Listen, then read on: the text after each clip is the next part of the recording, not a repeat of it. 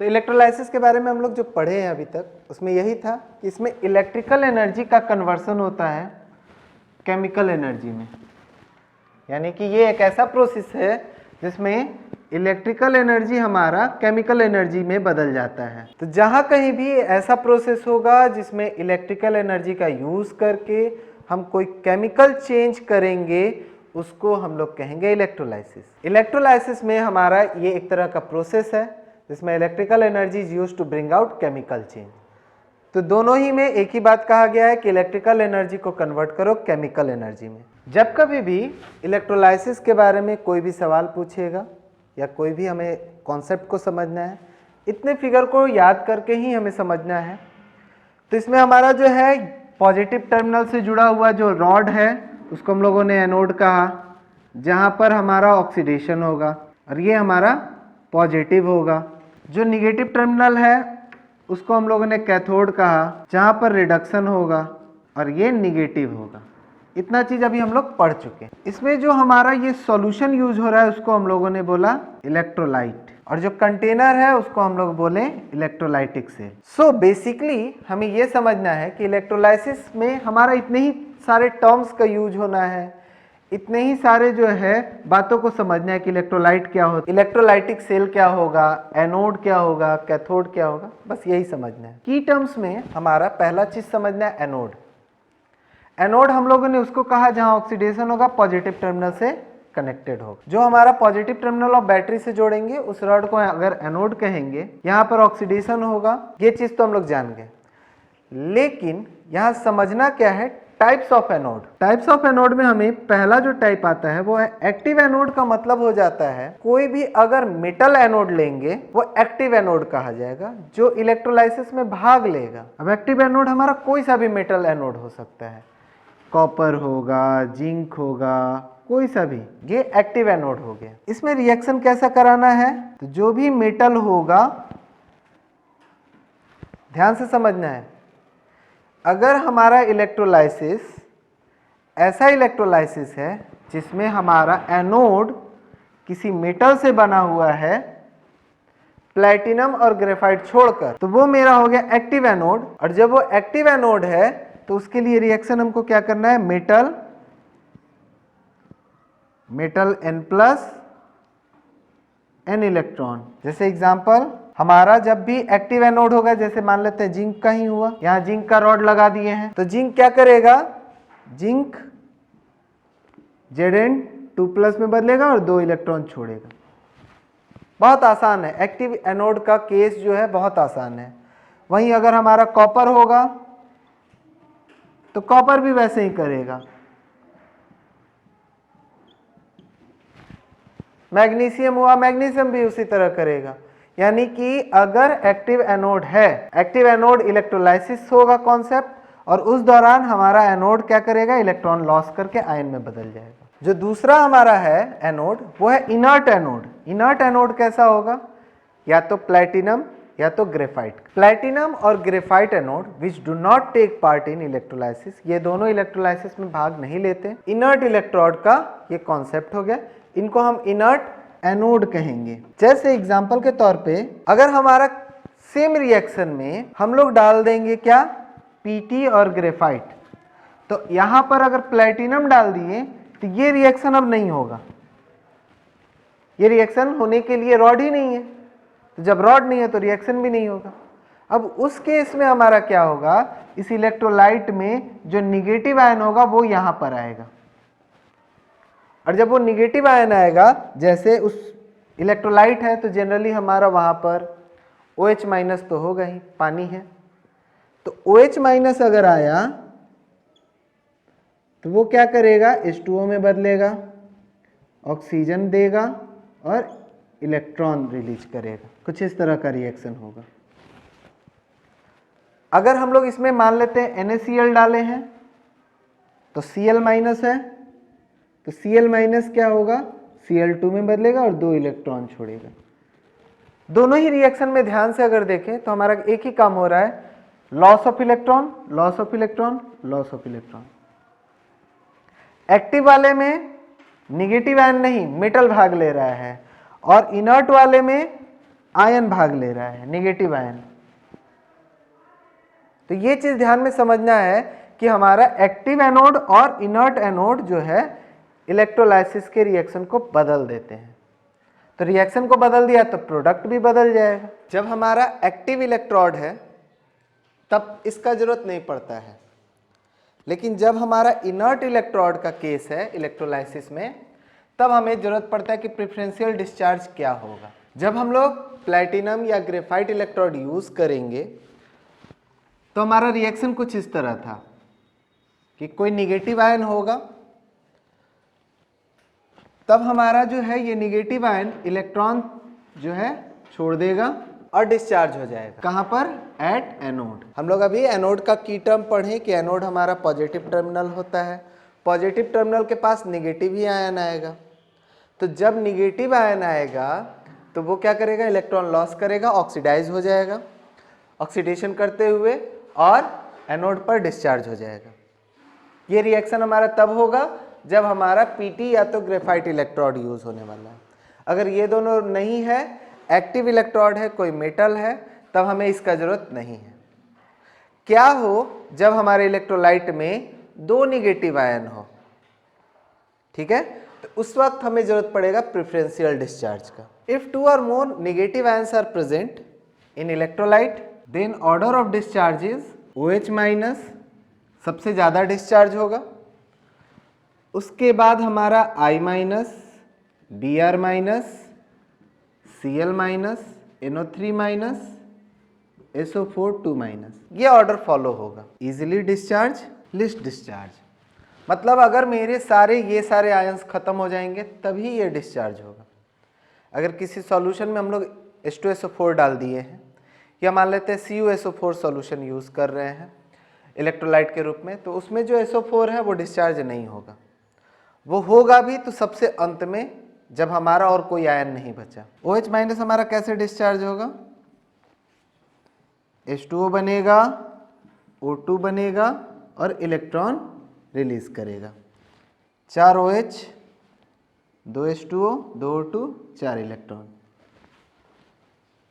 I minus वगैरह जो है काफ़ी इजीली डिस्चार्ज हो जाते हैं। तो ये दो जो है डिस्चार्ज का पैटर्न, ये काफ़ी इंपॉर्टेंट है, ये फॉलो करना है। अगर Cl रहा तो Cl भी इसी तरह डिस्चार्ज होगा। ये हमारा एनोड का सारा डिस्चार्ज है। एनोड पर जो है हमारा एनायन जाएगा, एनायन जो है निगेटिव आयन पॉजिटिव इलेक्ट्रोड पे जाएगा और वो तब डिस्चार्ज होगा। और ये पूरा चीज़ कब सोचना है? जब हमारा रॉड पीटी या ग्रेफाइट है।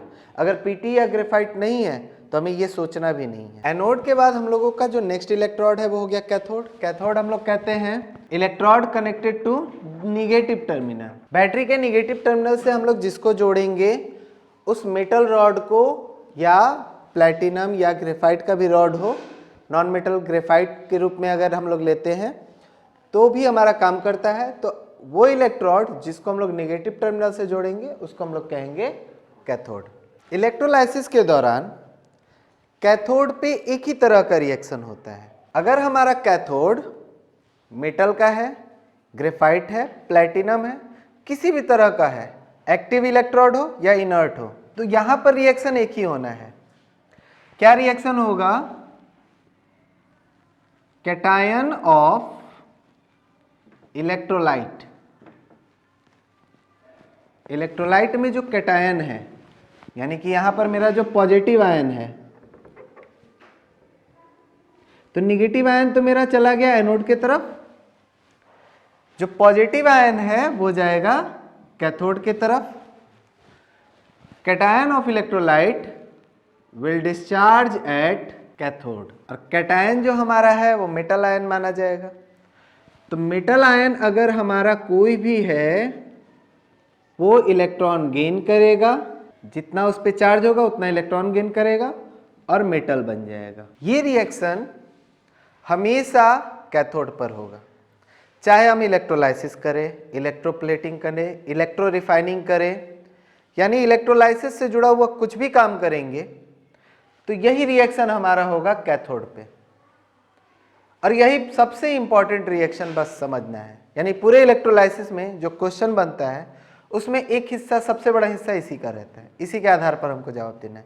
यानी कि अभी तक हम लोग जितना पढ़ रहे हैं उसमें अगर सबसे ज़्यादा जो है हमारा फोकस इस पॉइंट पर होना चाहिए।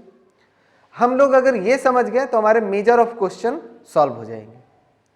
मेजॉरिटी हमारा क्वेश्चन का इस पर सॉल्व हो जाएगा। ठीक है, तो हमारा नोट में जो जो पॉइंट आ रहा है वो हमारे क्वेश्चन को सॉल्व करने में मदद करेगा।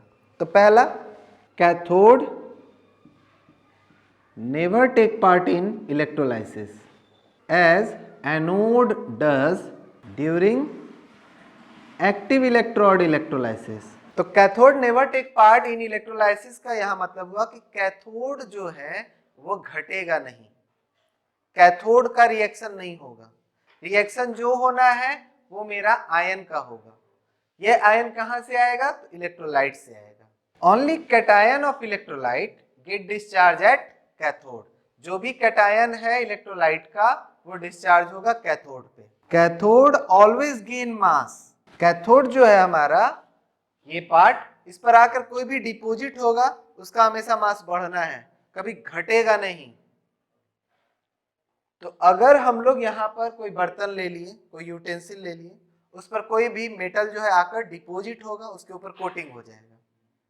जैसे क्रोमियम का कोटिंग करना है तो क्रोमियम हम लोग लेंगे एनोड पे और यूटेंसिल ले लेंगे कैथोड पे। तो सवाल आता है कि कभी भी इलेक्ट्रोप्लेटिंग करना है तो हम लोग यूटेंसिल को कहाँ लेंगे? तो हमें कैथोड पे लेना है, और जिससे कोटिंग करना है उसको हम लोग लेंगे एनोड पे।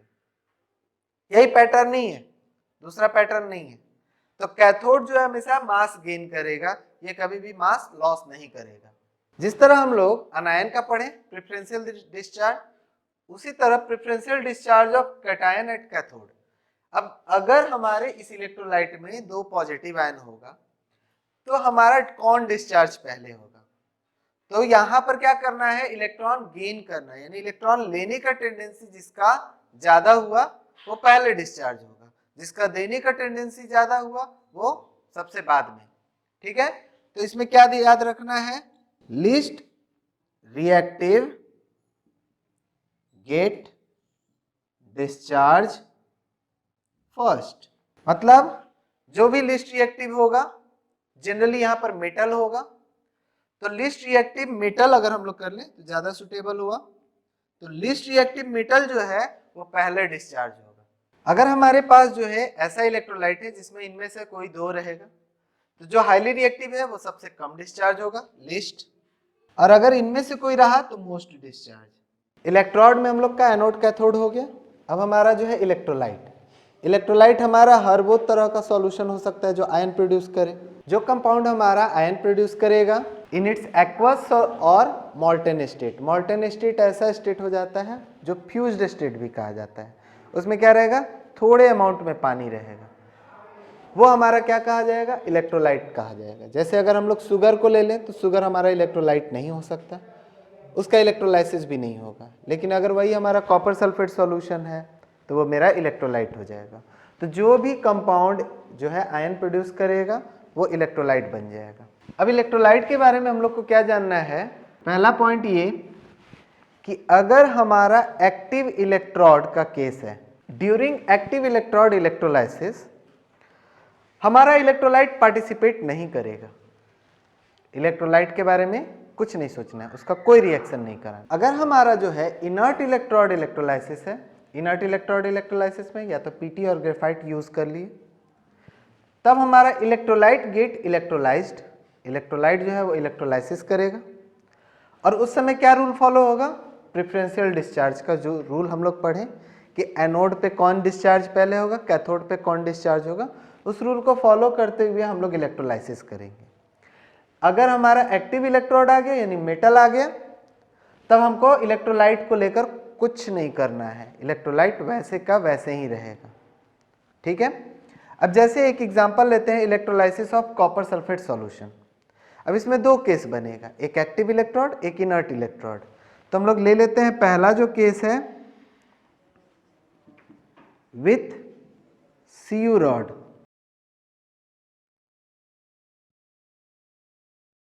कॉपर रॉड ले लिए, और दूसरा हम लोग ले लेते हैं with PT rod. Copper sulphate का ही इलेक्ट्रोलाइसिस करना है, कंटेनर हो गया, कॉपर रॉड लिए। तो दोनों के दौरान इलेक्ट्रोलाइसिस में हम लोग कॉपर सल्फेट सॉल्यूशन इलेक्ट्रोलाइट के रूप में लिए हैं। पहले केस में हम लोग क्या ले रहे हैं, कॉपर रॉड, यहाँ पर भी कॉपर है और यहाँ पर भी कॉपर है। और दूसरे वाले केस में हम लोग क्या ले रहे हैं, पीटी रॉड, यहाँ पीटी है, दोनों पीटी का रॉड है। अब यहाँ पर जो मेरा केस बना वो बना एक्टिव इलेक्ट्रोड, और यहाँ पीटी रॉड के साथ जो बना ये बना इनर्ट इलेक्ट्रोड। एक्टिव हो या इनर्ट हो, कैथोड पे जो रिएक्शन हम बताएं वो सेम आएगा। उसमें क्या बताए थे कि इसमें जो मेरा Cu का आयन आया, मेटल का जो आयन आया, वो चला जाएगा यहाँ पर, दोनों ही केस में। तो कैथोड पे दोनों का रिएक्शन सेम आएगा, Cu2+, 2 इलेक्ट्रॉन गेन करेगा और Cu बन जाएगा। एक्टिव हो या इनर्ट हो, मेरा दोनों ही केस में यही काम होना है। एक्टिव इलेक्ट्रोड के केस में एनोड पे हमारा क्या होता है, तब यहाँ का रिएक्शन समझना है। बस यही एक जो रिएक्शन है जो दोनों में डिफरेंस कर रहा है, और वही मेरे यूज पे भी डिफरेंस कर दे रहा है। जब हमारा एक्टिव इलेक्ट्रोड होता है तो मैंने क्या बताया, इलेक्ट्रोलाइट पार्ट नहीं करेगा। इलेक्ट्रोलाइट पार्टिसिपेट नहीं कर रहा है, यानी SO4 के बारे में नहीं सोचना है, सिर्फ यहाँ का सोचना है। और एक्टिव इलेक्ट्रोड के केस में हम एनोड पे रिएक्शन बताए हैं कि मेटल जो है वो Mn+ और n इलेक्ट्रॉन में बदलेगा, ऐसा होगा, यही चीज बताए हैं। तो अब ये वाला रिएक्शन यहाँ फॉलो करेंगे तो यहाँ मेटल कौन है, तो कॉपर है। कॉपर क्या करेगा, तो कॉपर 2+ में बदल जाएगा और 2 इलेक्ट्रॉन रिलीज कर देगा। इनर्ट इलेक्ट्रोड के केस में यानी कि पीटी रॉड यूज कर लिए तो हम क्या बताए हैं कि एनोड पे जो है हमारा वो रिएक्शन टेक प्लेस करेगा जो प्रेफरेंशियल डिस्चार्ज को फॉलो करेगा। इनर्ट इलेक्ट्रोड के केस में प्रेफरेंशियल डिस्चार्ज फॉलो करना है, एक्टिव इलेक्ट्रोड के केस में इलेक्ट्रोलाइट के बारे में सोचना ही नहीं है। निगेटिव आयन हमारा इसमें कौन कौन सा बनेगा, SO4 तो मेरा होना नहीं है डिस्चार्ज, तो यहाँ पर कौन सा है, तो यहाँ पर पानी भी है, H+ और OH-। तो H+ और OH- जो है यहाँ पर OH- डिस्चार्ज हो जाएगा, काफी सिंपल है। SO4 डिस्चार्ज ही नहीं करेंगे क्योंकि SO4 लिस्ट डिस्चार्ज होता है, सबसे लास्ट में डिस्चार्ज होगा। तो अब हमारा जो इस पे सवाल बनता है वो आता है ऑब्जर्वेशन, कि हमारा ऑब्जर्वेशन क्या होगा अगर हम इलेक्ट्रोलाइसिस करते हैं कॉपर सल्फेट का विथ कॉपर रॉड, या electrolysis of copper sulphate with PT rod. तो ऑब्जर्वेशन क्या होगा, दोनों ही केस में ऑब्जर्वेशन एक कैथोड पर हमारा आएगा कि कैथोड गेन मास, तो कॉपर जो है कॉपर कैथोड गेन मास, तो कॉपर डिपोजिट ऑन कैथोड। तो कैथोड का ऑब्जर्वेशन तो दोनों ही केस में सेम आना है कि हमारे दोनों ही केस में सेम रिएक्शन है, तो कॉपर जो है डिपोजिट हुआ है तो कॉपर को लिख देंगे कि कॉपर डिपोजिट हुआ, या जो भी हमारा इलेक्ट्रोलाइसिस का प्रोडक्ट होगा तो कैथोड के केस में सेम आएगा, सेम ऑब्जर्वेशन। अब दूसरा ऑब्जर्वेशन जो है ये हमारा इंपॉर्टेंट है। अब इस वाले केस में क्या हो रहा है, एनोड लॉस कर रहा है मास। एनोड क्या होगा, एनोड मेरा कॉपर वो गलते जा रहा है, तो एनोड जो है वो लॉस कर रहा है मास। एनोड जो है हमारा थिनर होते जाएगा, कैथोड थिकर होता जाएगा, इस लैंग्वेज में भी लिखा जाता है। इसमें हमारा एनोड भाग नहीं लिया, जो एनोड था वो भाग नहीं लिया, तो एनोड रिमेन अनचेंज्ड। तीसरा ऑब्जर्वेशन जो हम लोग लिखते हैं वो लिखते हैं इलेक्ट्रोलाइट पर। पहला लिखे कैथोड पे, दूसरा एनोड पे और तीसरा इलेक्ट्रोलाइट पर। यही 3 चीज है। इसमें क्या क्या हमको अंतर देखने को मिल रहा है, तो कैथोड हमारा मास गेन किया, एनोड हमारा मास लॉस किया, थिनर होता चला गया। अब कॉपर सल्फेट का जो इलेक्ट्रोलाइट था, यानी कि इसका ब्लू कलर रहता है, तो इलेक्ट्रोलाइट का जो कलर है अब ये कुछ नहीं हो रहा है। एक्टिव इलेक्ट्रोड के केस में इलेक्ट्रोलाइट रिमेन अनचेंज्ड, तो कॉपर सल्फेट अनचेंज्ड है, तो अगर ये अनचेंज्ड है तो मेरा इसका कलर भी अनचेंज रहेगा। तो तीसरा ऑब्जर्वेशन मेरा आ गया, blue colour of CuSO4 solution remain unchanged. यही लिखवाएं कि इलेक्ट्रोलाइट जो है मेरा अनचेंज रहेगा, तो इलेक्ट्रोलाइट का जो कलर होगा वो भी अनचेंज रहेगा, उसमें कोई अंतर नहीं आएगा। क्यों अंतर नहीं आया? यहां से कॉपर गया यहां और यहां से कॉपर आ गया यहां, तो सॉल्यूशन में आयन तो कॉपर ही है और कॉपर आयन मेरा कंट्रीब्यूट करता है कलर में, तो कॉपर आयन की वजह से जो कलर है वो अनचेंज रह गया। अब इसका तीसरा ऑब्जर्वेशन हमारा क्या हो रहा है, यहां से कॉपर उठकर यहां चला जा रहा है, तो कॉपर मेरा खत्म होते जा रहा है, कम होते जा रहा है, तो एनोड अनचेंज रहा। इलेक्ट्रोलाइसिस होता है इलेक्ट्रोलाइट का, तो अगर कॉपर सल्फेट का इलेक्ट्रोलाइसिस हो गया, इसका कॉपर खत्म हो रहा है, तो ब्लू कलर भी खत्म होता चला जाएगा। ठीक है, तो हमारा ब्लू कलर क्या हो जाएगा, फेंटर होता चला जाएगा। तो ये 3 ऑब्जर्वेशन हम लोग को लिखना होता है। अगर कभी यहां पर लिखना चाहेंगे हम लोग, इस केस में ऑक्सीजन निकल रहा है तो लिख सकते हैं, क्योंकि ऑक्सीजन कलरलेस है तो कोई उसका मतलब नहीं है, लेकिन लिख सकते हैं कि oxygen is liberated at anode. Burning splinter ले जाएंगे तो वो और तेज जलेगा, वो सब अलग है, लिखा जा सकता है, बट वैसा कोई खास नहीं है। एनोड, कैथोड और इलेक्ट्रोलाइट, ये 3 चीज के बारे में हमको जानना है कि कोई इलेक्ट्रोलाइसिस हो रहा है तो कैथोड पे क्या हो रहा है, एनोड पे क्या हो रहा है, इलेक्ट्रोलाइट में क्या हो रहा है। तो अगर हमारा 2 ही चीज है इलेक्ट्रोलाइसिस में, कैथोड पे हो ही नहीं रहा कोई और रिएक्शन, दोनों ही केस में एक ही चीज हो रहा है, तो एनोड रिएक्शन में भाग ले रहा है तो इलेक्ट्रोलाइट रह जा रहा है, और एनोड नहीं ले रहा है तो इलेक्ट्रोलाइट हो रहा है। यहां ऑब्जर्वेशन में देखो, एनोड मास लॉस कर रहा है तो ये अनचेंज्ड, एनोड अनचेंज्ड तो ये लॉस कर रहा है अपना कलर। तो इतना चीज हमारा इलेक्ट्रोलाइसिस का सारा मेन टर्म है। इलेक्ट्रोलाइसिस इतने पर ही है, हम लोग का electrolysis topic complete. During active electrode electrolysis, अगर हम लोग का एक्टिव इलेक्ट्रोड इलेक्ट्रोलाइसिस है तो इलेक्ट्रोलाइट अनचेंज रहेगा, ये तो ठीक है, लेकिन यहां ध्यान रखना है कि इलेक्ट्रोलाइट जो होना चाहिए वो रिस्पेक्टिव सॉल्ट होना चाहिए, और मेटल, जो मेटल यहां होगा उसी का रिस्पेक्टिव सॉल्ट। यानी अगर हम यहाँ कॉपर रॉड लिए हैं तो कॉपर सल्फेट ही होना चाहिए, यहां अगर सिल्वर रॉड लेंगे तो सिल्वर का सॉल्ट होना चाहिए।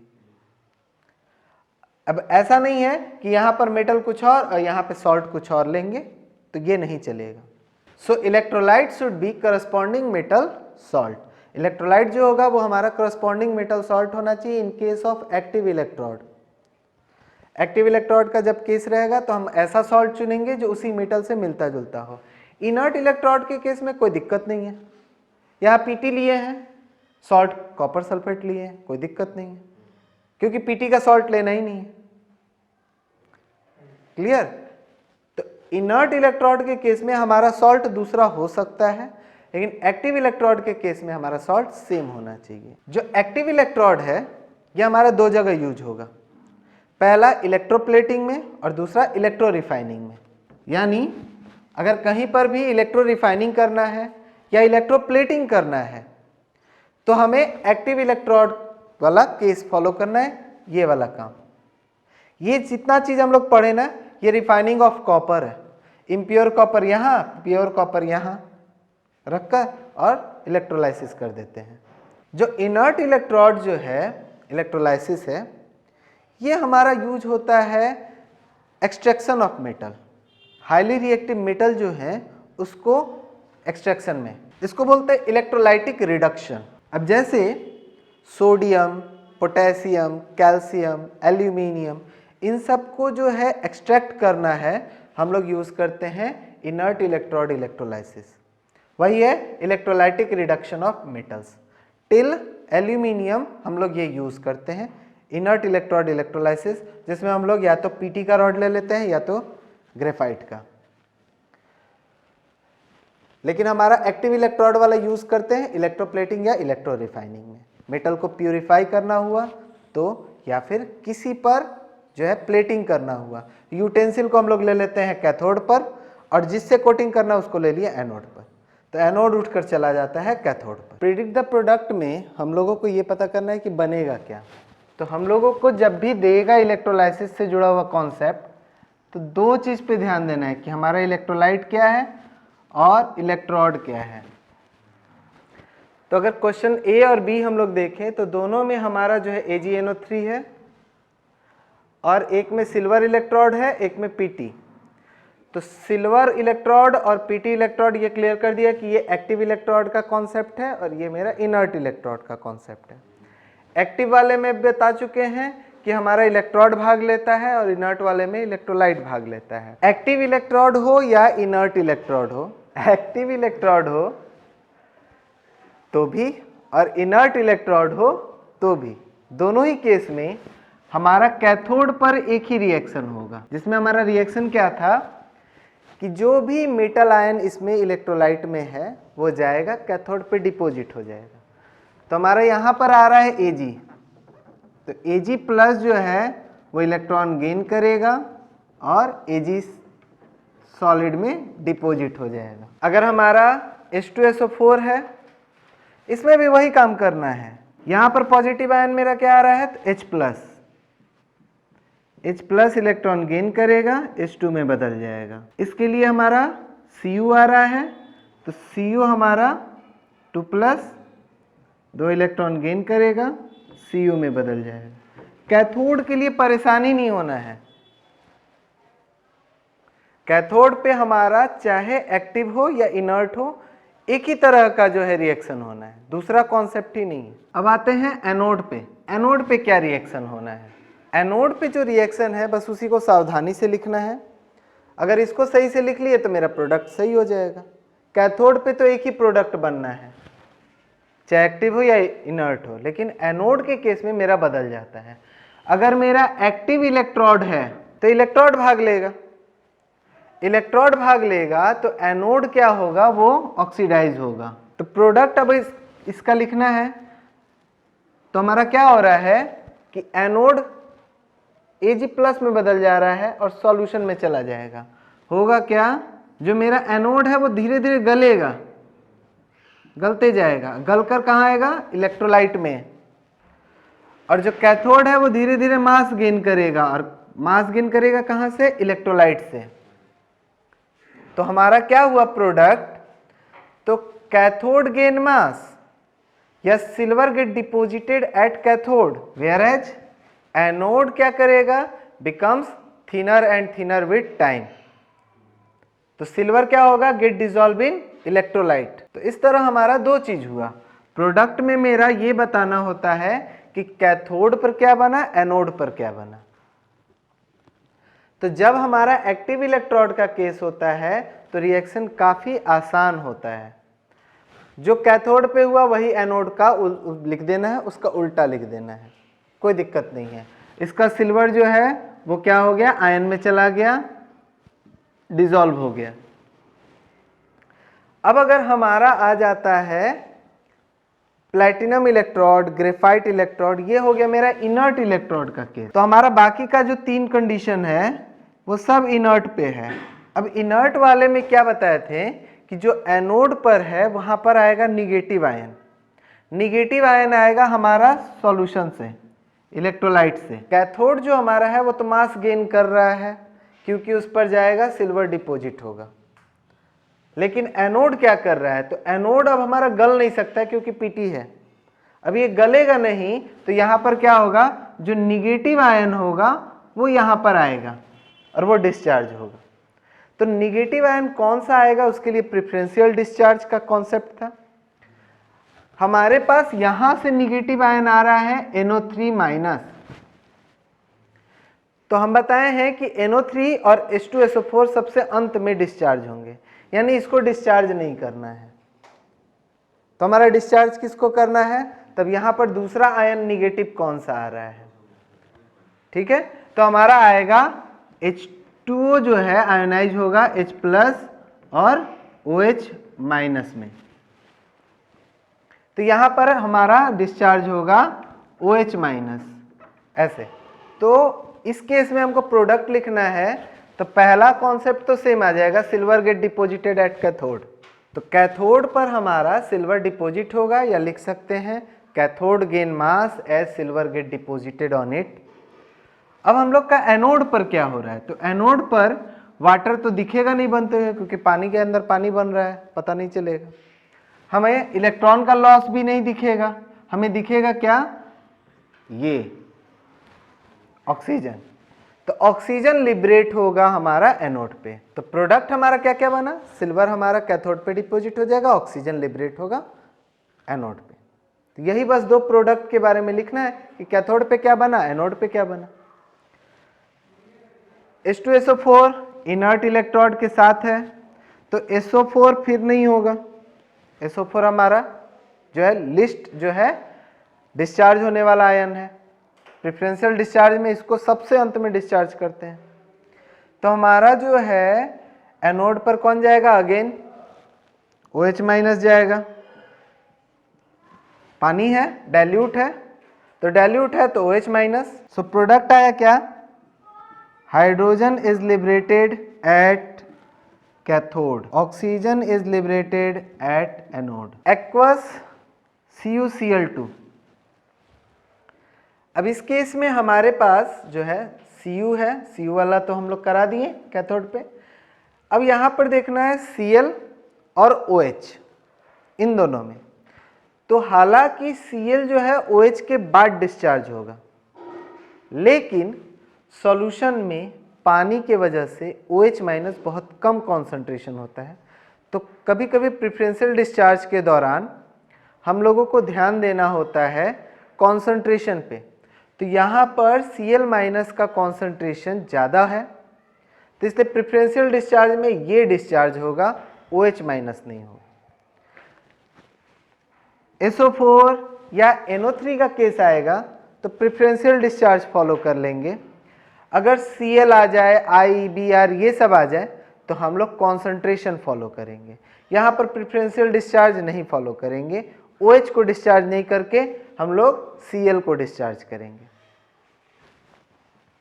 तो Cl माइनस डिस्चार्ज होगा, Cl2 बनेगा, 2 इलेक्ट्रॉन होगा। सो रेडिश ब्राउन हमारा कॉपर जो है वो डिपॉजिट होगा कैथोड पे, और येलोइश कलर का जो है एक गैस निकलेगा जो कि हमारा होगा क्लोरीन गैस, वो लिबरेट होगा एनोड पे। तो इस तरह हम लोग को प्रोडक्ट लिखना है। प्रोडक्ट लिखने के लिए दो ही रिएक्शन करना है, कैथोड पे, एनोड पे। कैथोड का रिएक्शन कॉमन रिएक्शन होता है, एनोड का रिएक्शन अच्छे से समझना है, कब हमें प्रेफरेंशियल डिस्चार्ज करना है, कब नहीं करना है, कब एक्टिव इलेक्ट्रोड का केस है, कब इनर्ट इलेक्ट्रोड का केस है। तो इस तरह करके हम लोग प्रोडक्ट निकाल सकते हैं।